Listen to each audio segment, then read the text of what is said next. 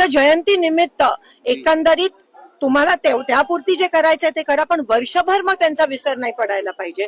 वर्षभर त्यांचे विचार कसे अंमलात आणायला पाहिजेत. आणि आता खरं तर या देशाला वाचवण्याचं, संविधान वाचवण्याचं, ज्यांनी जातपात धर्म नष्ट करण्याचं त्या ठिकाणी वचन घेतलं, आज तीच लोक जर ह्या चौकटीत अडकून सत्ताधाऱ्यांना मदत करत असतील तर आपल्याला त्या ठिकाणी आत्मपरीक्षण करण्याची गरज आहे. ताई, सामाजिक कार्यकर्त्या अंजली दमानिया यांनी नाशिकचे आयजी जे आहेत दत्ता कराळे यांचा व्हिडिओ ट्विट केलेला आहे, जो की खरात बाबा सोबत आहे.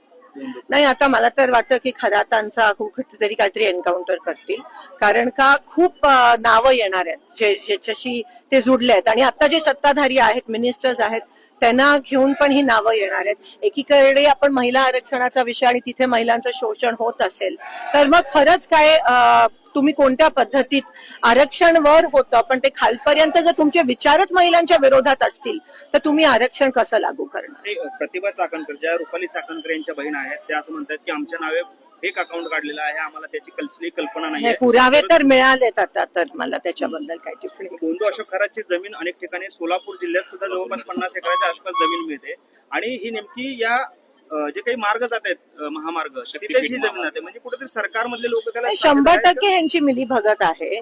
आणि अजूनही मला असं वाटतं काही त्यांना पुरावे बाहेर येणार आहेत, पण मी तुम्हाला सांगते त्याआधी त्यांचं काहीतरी हेच लोक करवतील अशी मी शंका व्यक्त करते.